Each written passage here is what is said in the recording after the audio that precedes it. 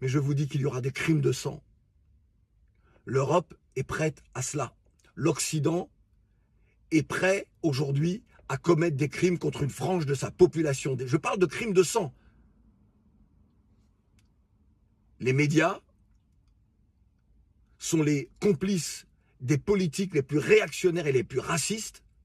Je regardais hier soir la rediffusion de C'est à vous et Anne-Elisabeth Lemoine était entourée de journalistes venus vendre un bouquin sur la démocratie en danger, sur ces gauchistes, une certaine gauche, un peu l'extrême droite, mais pas trop, parce que sur le plateau, il y avait un représentant du Rassemblement national, Chenu, et il y avait une complicité des journalistes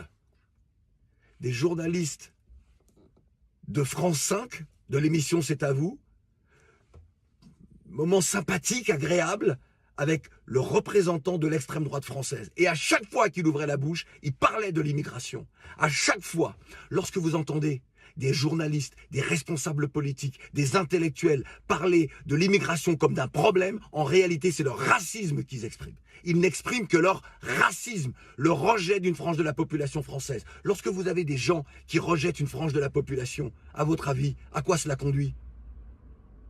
Pensez qu'on oublie ce qui s'est passé en Allemagne ? Vous pensez qu'on oublie après que les colons hollandais, anglais, se soient installés en Afrique du Sud, lorsqu'ils ont rejeté une frange de la population autochtone, que s'est-il passé? C'est quoi l'apartheid? C'est quoi le lynchage? Lorsque vous entendez Trump se permettre de dire qu'il veut édifier un mur plus grand encore, pour que les migrants ne passent pas, lui, descendant de colons esclavagistes, lorsque vous regardez la tête des migrants, qui sont ces migrants?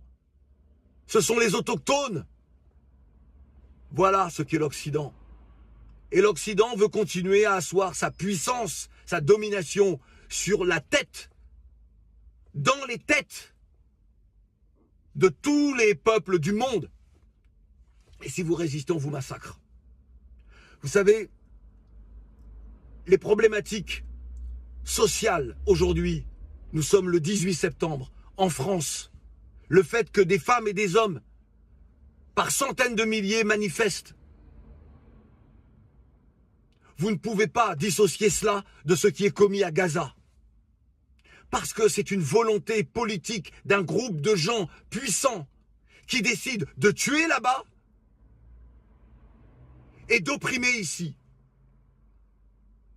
De dire que les petites gens ne sont rien. La police est dehors pour matraquer